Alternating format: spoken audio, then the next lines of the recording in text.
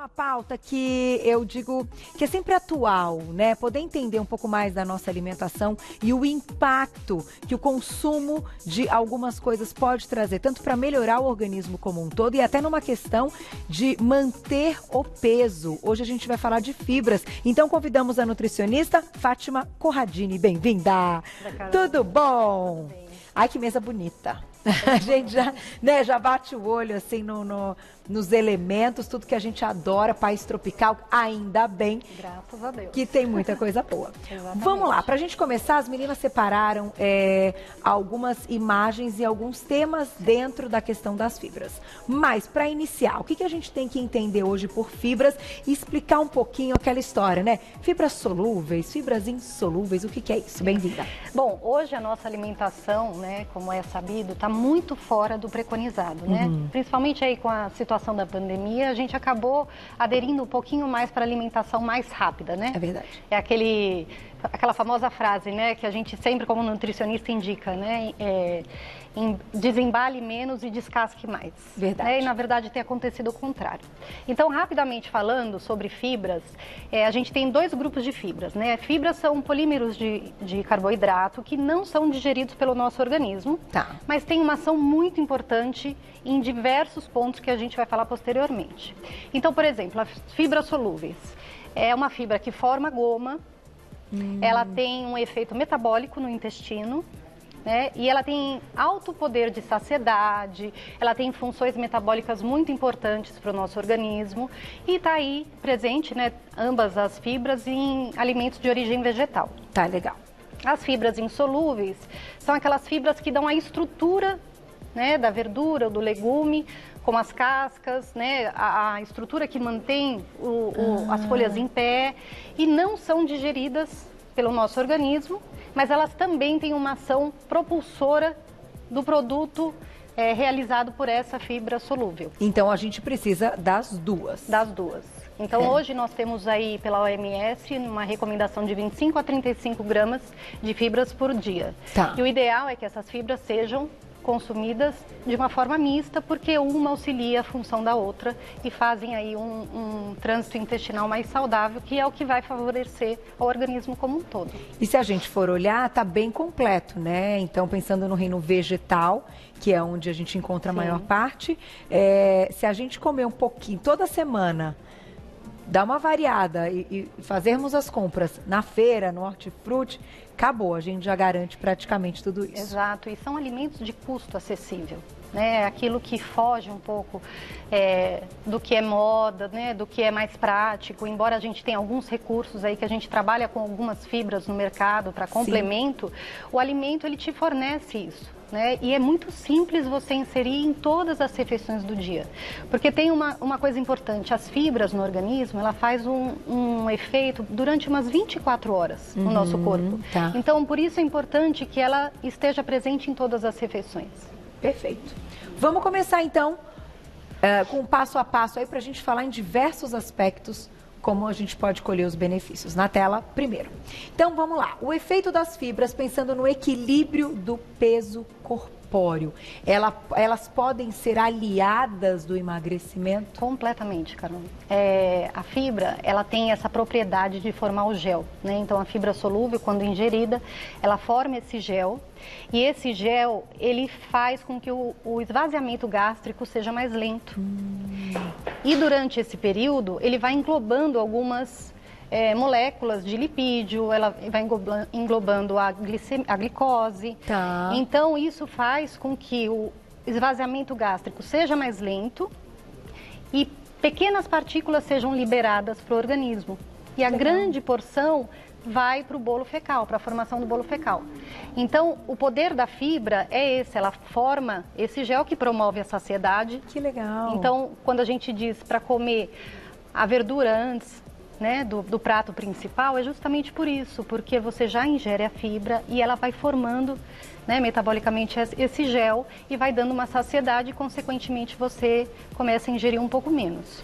E a questão, pensando nas fibras, para diminuir índice glicêmico das refeições, aquela questão do pico do açúcar? Isso. As fibras, né, esse gel, como ele retém glicose, Aham. ele faz com que não haja picos de insulina, né? Que na verdade isso não é só um efeito positivo para quem tem o diabetes, é um efeito positivo para todos Pra nós. todo mundo. Porque o pico de insulina, o que ele faz? Ele vai captar essa glicose, vai transportar para a célula e vai fazer com que a nossa gordura fique em reserva para uma posterior necessidade de produção de energia. Tá. Então a gente fica acumulando a gordura e utilizando somente a glicose como fonte de energia.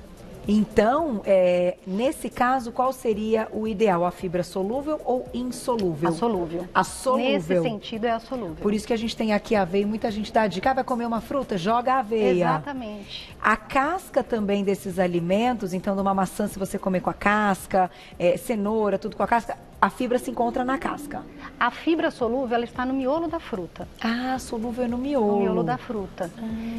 A maçã, por exemplo, que tem a pectina, que é um alto poder de fibra, né? Então ela é onde vai formar esse gel. Entendi. Na casca a gente encontra a fibra insolúvel, que é o que o organismo não digere. Então o que a fibra insolúvel faz? Ela não se dissolve em água como a solúvel, porém ela retém mais líquido. Então ela faz com que as fezes tenham uma consistência mais macia e aumenta o volume. E aí mecanicamente ela distende a parede do intestino, que é para fluir melhor e a evacuação ser de uma forma integral. Então, no final, se a gente pensar, o alimento e a natureza é tão perfeita que a gente tem num alimento as duas fontes de fibra. Tem as duas Então, fontes. se você comer o alimento completo, então você vai comer a abóbora, você faz com a casca, a maçã você ingere com a casca, a gente consegue ter já o suporte perfeito. Perfeito. Né? Como um único alimento. Muito bom. Vamos para o próximo. Olha também o que ela pode nos ajudar. Além de tudo, gente, tem um controle da pressão arterial através das fibras. Então, quem tem pressão alta... Então, vamos lá, vamos falar das fibras, pensando num efeito benéfico para a questão de pressão arterial, para fazer o controle da pressão. Exatamente. Bom, a fibra, ela é potencializadora de vários benefícios, né, Carol? Na questão da hipertensão arterial, o que ela faz? Esse próprio gel, né, da fibra solúvel, ele também capta moléculas de sódio. Então também reduz o aproveitamento do sódio pelo organismo. Além disso, por fluir bem, né, e fazer com que tenhamos aí um fluxo intestinal bom e toda a melhora da flora intestinal e tal, faz com que a circulação também melhore. Né? Como capta as moléculas de gordura também, a circulação sanguínea também fica mais livre das possíveis placas de gordura, né, que pode impedir a circulação e, consequentemente, aumentar a pressão.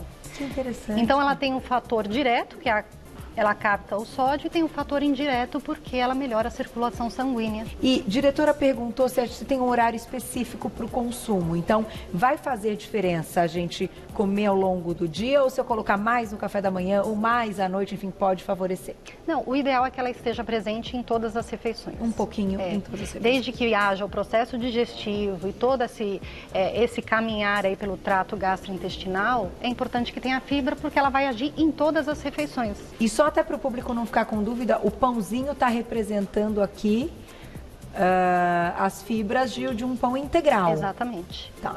Então, a gente tem que pensar sempre na parte do que é o integral, né? Então, a aveia, e aí todas as apresentações da aveia, aqui a gente tem em flocos, mas a farinha de aveia, todas as apresentações. Tá. Até farinha, flocos grossos e flocos finos também. E para fechar, olha lá. Favorece uma boa noite de sono. Opa, esse daí é o que a gente está precisando também, certeza, né? Carol. Até foi um tema que nós trouxemos aqui de outra vez, Sim. Né, de outra oportunidade. E o porquê que ela favorece uma boa noite de sono, né? Quem consegue dormir com o abdômen distendido, né, com o intestino preso. Então, tem muitas pessoas que sofrem com isso. Além do que, ela também tem essa ação relacionada à serotonina.